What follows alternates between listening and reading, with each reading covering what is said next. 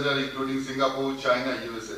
He also served as Foreign Secretary. Dr. Jaishankar played a key role in negotiating the Indo-US civilian nuclear agreement. Please give a big round of applause for that. Dr. S. Jaishankar has given India 4th highest civilian honor called Padma Shri Award. He speaks Russian, he speaks English, he speaks Tamil, he speaks Hindi, and also a Japanese and a Chinese, a bit of that. So you can see he's a king of language. Honorable, we are fortunate to have External Affairs Minister like you, and we are happy with services which we are receiving from High Commission of India and Uganda under your leadership.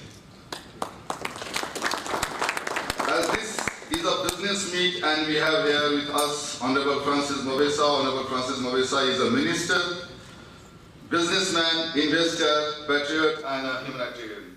He is the current Minister of Trade, Industry and Cooperative in the Parliament of Uganda.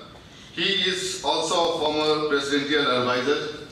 Honorable Francis Mobesa is from Barara district, Western Uganda. He went to Barara University of Science and Technology, where most of his business ventures are currently located. He is also a volunteer board of member for Community Services Group, CSG. In this room, we have got industrialists. Please stand who is from the steel sector. Can you please stand up and from the sugar industry, pharmaceutical, from the pharma, plastic and packaging, breweries, Mr. Sitaram Reddy, ceramic industry, Mr. Assis, where are you? And we also have a captain of business houses. Please stand who is from construction. Who is from the construction? Very good. Who is from the education sector? From information and technology, Mr. Girish Nair. Real estate, gas industries, including medical industry. Honorable, you can see we have business people from different sectors here. It's not possible for me to recognize each and every one, but I would like to recognize Mr. Madhwani group here. Mr. Kamlesh Madhwani is here.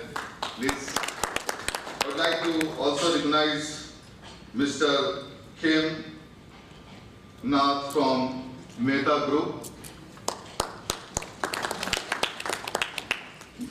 We also have an Indian Telecom Company and bank representative from Airtel, Bank of India, Bank of Baroda.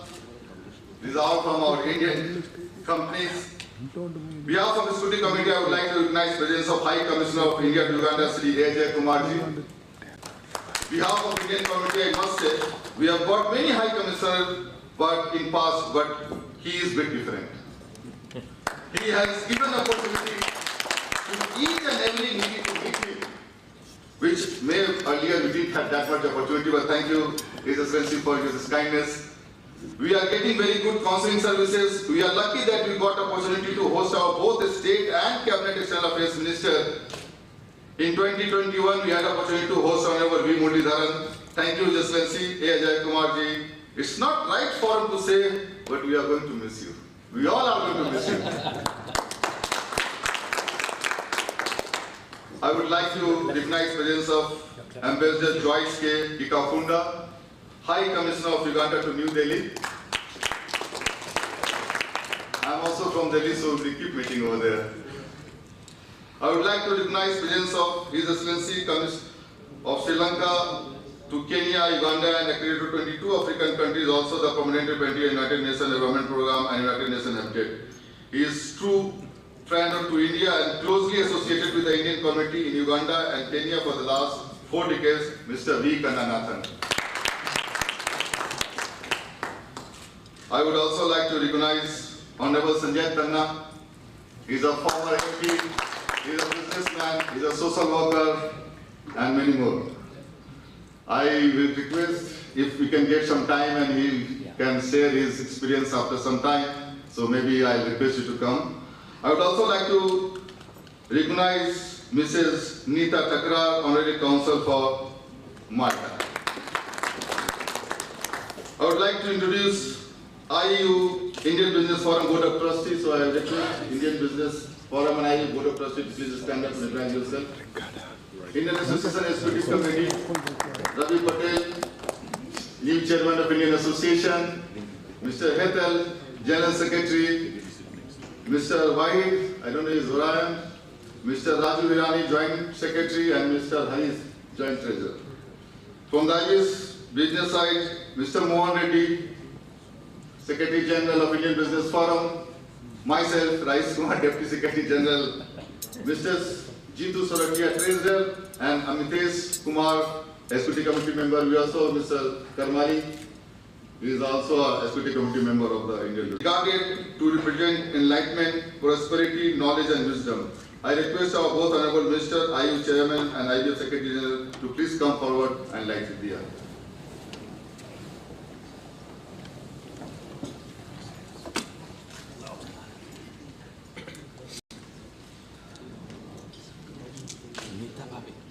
One lady should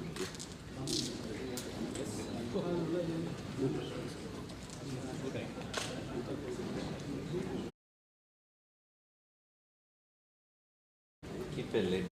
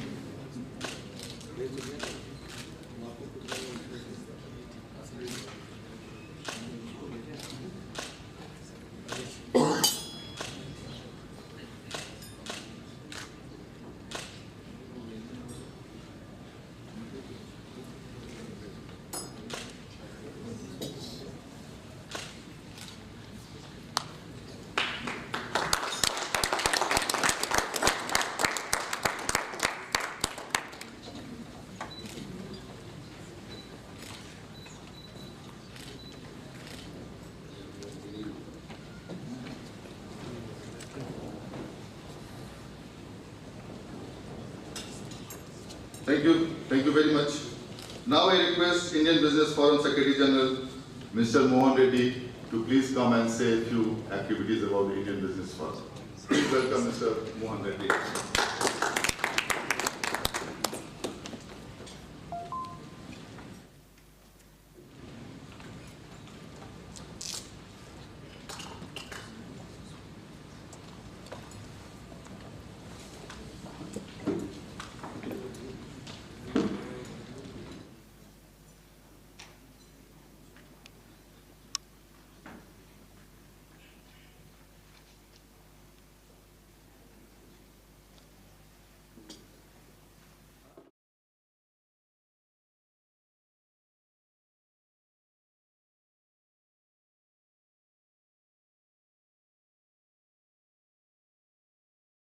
Government of Uganda, His Excellency Ajay Kumar, High Commissioner of India to Uganda, Ambassador Joyce Kipufunda, Uganda High Commissioner to India, Ambassador Margaret, Deputy High Commissioner of Uganda to India, and elite members of Indian business community, welcome you all. Namaskar. Indian Business Forum is a business arm of Indian Association which looks after needs of business community and work as a bridge between government authorities and business houses. The Indian community presents the strongest and most durable economic and cultural links with Uganda. It is estimated that at present there are approximately 27,000 Indians residing in Uganda, and the Indians play a leading role in the Ugandan economy, especially in manufacturing, trade, agro-processing, banking, sugar, real estate, hotels, tourism, and information technology. I think all are present here, all the sectors are present here today. They employ thousands of Ugandans and are among the biggest taxpayers in the country. Indian nationals and Indian origins are estimated to have invested over $1 billion in Uganda. In the last 2 decades, Indians who constitute less than 0.1% of Uganda's population contribute a major part of Uganda's direct taxes. Indian Association. Indian Association is an umbrella body and representing different states and Indian diaspora. There are more than 45 associations belongs to different states which are established in Uganda, and they come under the Indian Association, and they all do the work together for the community benefits. And the major signature event for Indian Association is the India Day. This is an annual feature, showcases Indian culture and attracts thousands of visitors. The event serves to bring together the Indian and Ugandan community. The Indian Association organizes cultural performances on this occasion, wherein popular artists from India are invited to perform. The Indian community engages in philanthropic activities in equal measures. Individuals and companies of Indian origin regularly perform their share of social responsibility. A share of proceeds from various events mentioned above is donated to social causes in Uganda, including sponsoring head surgeries of Ugandan children in India and to homeless children, and then blood donation camps for the Ugandan community. So this Indian Association is really working hard, and then I'm proud to be part of Indian Business Forum and standing in front of you. Thank you so much. I once again welcome Honorable Dr. Jaisankarji to Pearl of Africa, sir. Jai Hind. Thank you.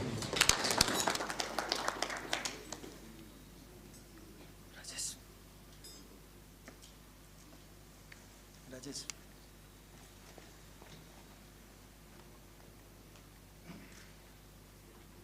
Thank you, Mr. Moradi, for such a solid speech.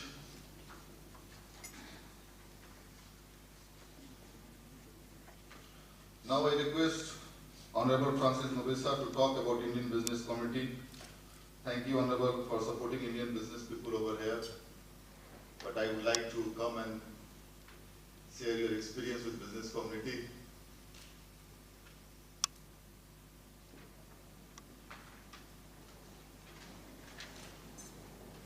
Please give a round of applause to come and say something about business community.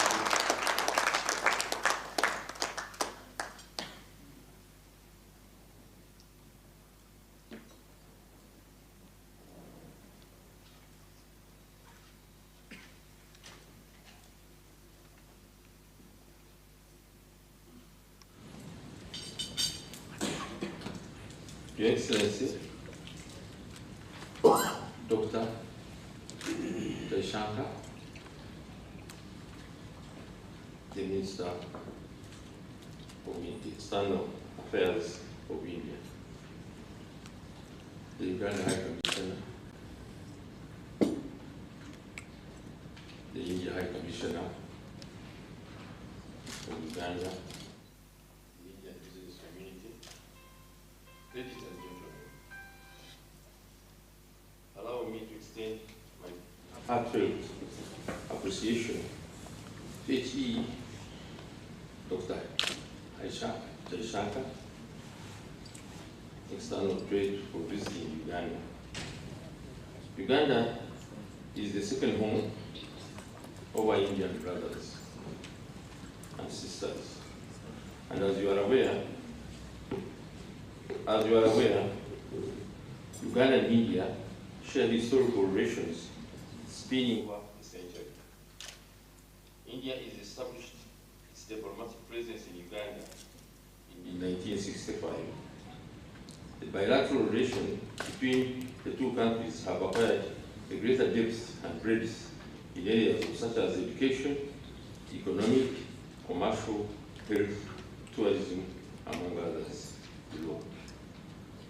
I'm happy to note that the Indian businesses contribute over 65% of Uganda's tax revenue.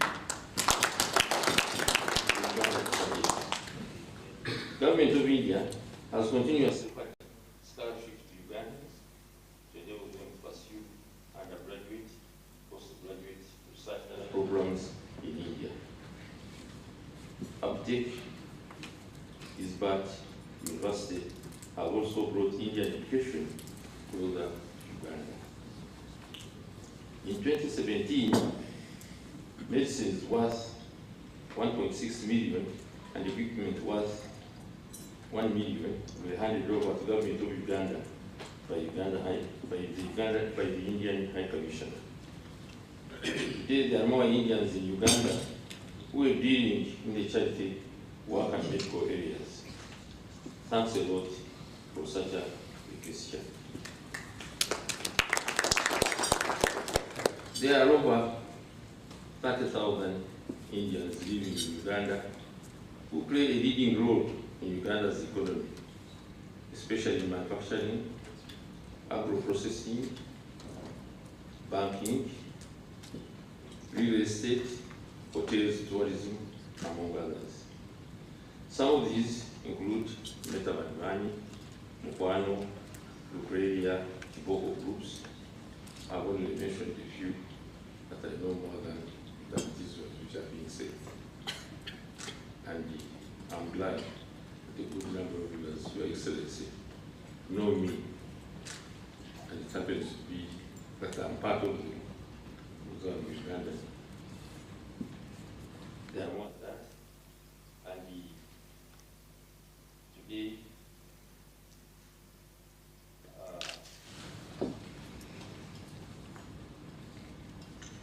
other investments include roofings, Bank of Baroda, Airtel, Bank of India, and now there is Exim Bank. These have greatly contributed to the foreign domestic investment in Uganda. Today is not a date of speeches. We are simply coming together to congratulate ourselves for the best relations we have had and maintained for such a long time. I welcome you, Your Excellency, for the visit to this land. Thanks a lot out our business community for supporting the government and promoting trade and investment, not only for yourselves, but for the generation to come.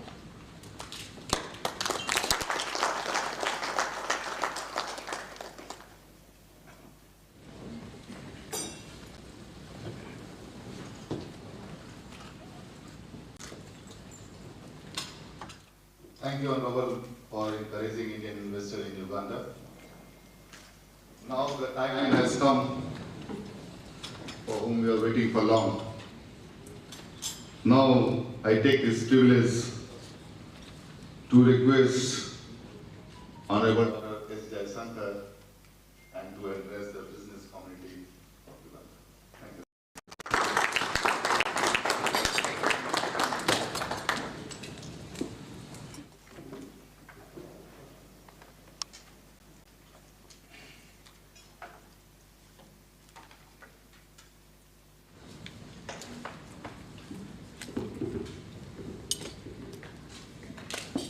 Honorable Minister, Excellency Mabesa Francis, Shri Ravi Patelji, Shri Mohan Reddy ji, distinguished business personalities in the room. Let me say what a great pleasure it is to be with all of you this evening. This is my first visit to Uganda. I came here yesterday. We've had 2 very busy days. I'm here obviously in pursuance of expanding our historical relationship. And at the core of that is really expanding our business cooperation. And I thank you today for giving me the opportunity to meet all of you, to share my views, to encourage you in many ways. And I certainly hope to do that in the coming evening. I arrived yesterday and had the honor immediately on arrival to call on His Excellency the President. And interestingly, the main message that he gave to me, he said, our political relations are great. We have this long tradition of cooperation. There's an Indian community here which is doing very well. So when we came down to the brass tacks, and he was quite direct about it, the message which he gave me was, how do we find ways of, in his words, doing a value add on what is the current state of business between the two countries. And I think it's a very, very pertinent point because if we look at the state of the economies of India and Uganda, what is clear is that at both ends and in the world, there are a lot of changes going on, and the challenge for us is really to capture those changes. Capture those changes and harness it for the benefit of our respective economies. The gentleman here was very kind enough to give you my data, my curriculum vitae. I thank him for it. There was a little bit which he did not mention, and I thought in the present gathering it's appropriate I mention it, which was after I did about 4 decades in diplomacy and before I joined politics, which was about 4 years ago, I did a year in business. I did a year in business as in Tata Sons as the president of their global affairs, global strategy. And I mentioned this to you because the perspective that I bring to bear on this relationship is actually greatly enriched by that exposure, the hands-on exposure that I had to business at that time. And I do carry from that period a very sharp realization that at the end of the day, governments may have a lot of goodwill for each other. We may reach, every visit has nice sounding outcomes and good communiques, but finally where the rubber hits the road, it's all about business. Good relationships, strong relationships need in some form or the other to reflect that in terms of numbers. So a large part of my endeavors during this visit and when I go back to India would really be to see how is it that we can expand those numbers, what are the new opportunities that are coming up, what are the areas perhaps we have not looked at, what is it we can do differently, what is it we can do better. And this is where obviously your partnership, your contribution, your interest is very significant. During this visit, I should just also share with you that today I had the pleasure of doing a virtual inauguration of our development projects which would provide drinking water to 20 rural districts of Uganda. I believe it would cover about 500,000 Ugandans.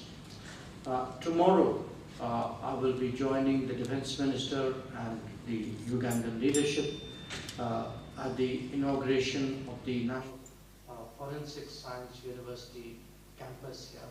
It's the first time our Forensic Sciences University is actually establishing a campus outside India, and to me it's very revealing, very interesting that they have chosen Uganda. Of course, you know that the university is in Gujarat, so maybe there's some obvious logic there. But nevertheless, I think it's a very, very So let's come back to business. Today, what you see in India as a partner is actually a major economy, a large economy, which is expected to grow at least 6.5%, probably higher once some of the stresses on the world economy due to the Ukraine conflict recede. But we have a good decade plus of very, very solid growth ahead of us. And those of you who would have been to India in recent years would actually see what that means on the ground. In fact, at lunch, the Minister and I were discussing our memories of India. That, what was Mumbai like, what was Delhi like, what was Calcutta like, as I told him, what was Bangalore like, 20 years ago, 30 years, 40 years ago. But I would say even someone who has been to India 5 years ago would be quite struck by the changes which have happened in the last 5 years. Changes which have happened, one, perhaps the most striking part of it is actually on the digital side. The rapid and extraordinarily effective digitalization of India, which allows an enormous number of services, both government services, public services, as well as business services, to be delivered through a digital India. Two, the pace and the spread of construction that you see, especially of the infrastructure. The fact that today there is an integrated infrastructure approach which is called Gati Shakti, so that different parts of the infrastructure progress are harmonized and they do not in any way make it disturb each other while doing so. So wherever you go in India today, you are actually seeing roads being built, bridges and tunnels and metros coming up, construction of various kinds. And itself a very sharp awareness of what the urban services are there. The third change is the health change. The health change because all over the world in the last 3 years, the sensitivity, the priority to health has actually increased remarkably.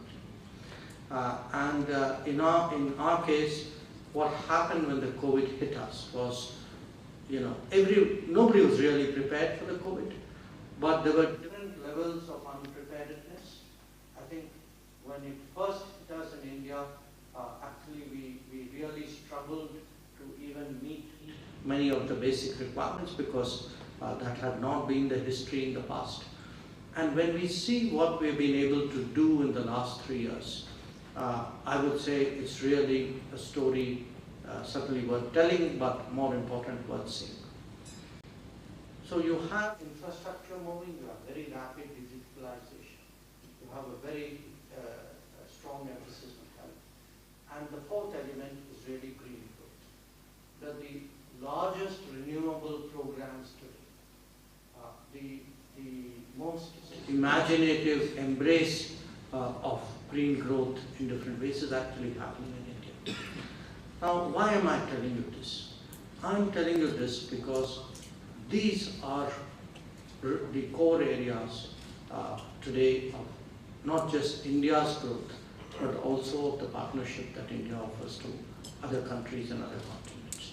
And certainly when we look at Africa, these are areas where, from a policy perspective, there is a lot that we are willing to put on the table. These are, I discussed today with my counterpart, these are really the areas we would like to see this relationship focus on. Now, having said that, there is actually also the natural consequences of progress and prosperity. Again, one of the interesting indicators of this is as the world is returning to post-COVID normalcy, and you travel around, a striking feature is really how many more Indians today are there in different geographies as tourists. I had my small stab at tourism today between various programs. I thought at least I should get on a boat and go to the lake. And I learned in the process that the number of Indian tourists coming to Uganda too have increased in recent years. And I can tell you, this is a global phenomenon that in markets where, yes, there were Indian tourists, but not in those numbers. Markets like not just Maldives and Sri Lanka, but faraway markets like Thailand, like Serbia, like Austria. These are all markets today where actually there's growing Indian tourism presence. And a lot of that is actually reflected in the very rapid recovery of the airline industry in India. That if you look at the airline industry, which all over the world is going through a very difficult time, the readout from India actually is a relatively positive one, because it captures a lot of the interest today in tourism. It's also true, Indian exports today are doing very well. That a year ago, we actually, Prime Minister Modi set for us what at that time we thought was a very ambitious target of a export in goods target of $400 billion. 2 years ago, we actually exceeded it by about 10%.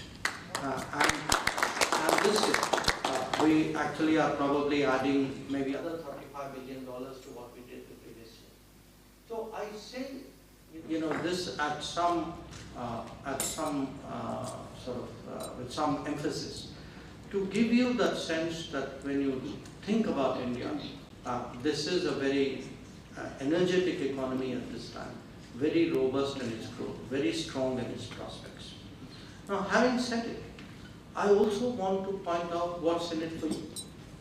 And the example which I gave the minister earlier in the afternoon, a year ago, when the Ukraine conflict started, obviously the first hit which the world economy took was in the price of oil.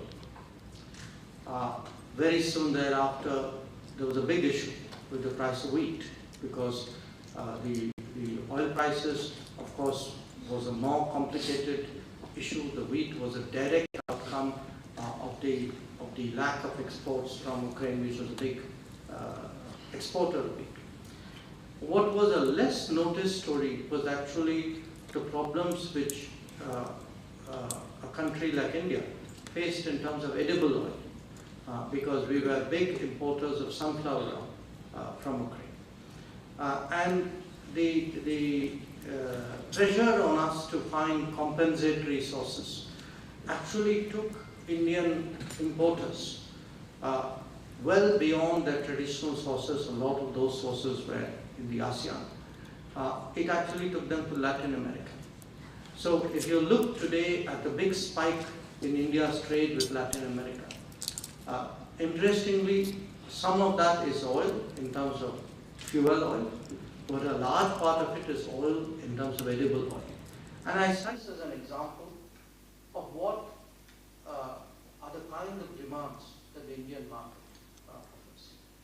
So even when we speak about greater infrastructure growth in India, when we speak about the prosperity which comes with better health, with better education, with stronger social delivery, all these actually are factors of demand. And the challenge, I would say, the business challenge for the relationship is really to look at what are the predicted demands at the two ends, and to see whether there is a strategy to target those demands.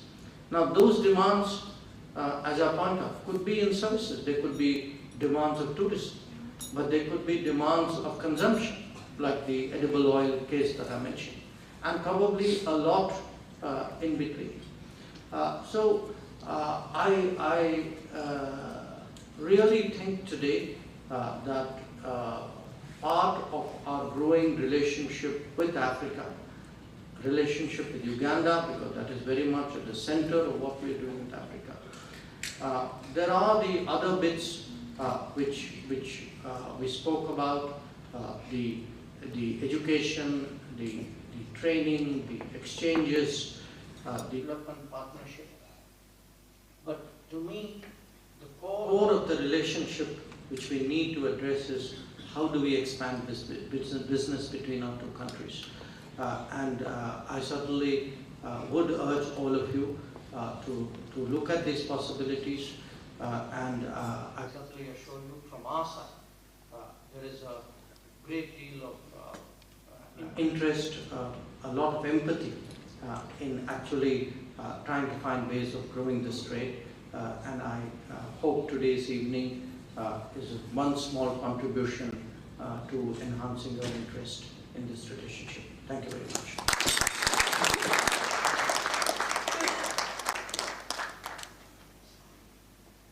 Thank you so much, Honorable, for giving us so much insight about the business worldwide.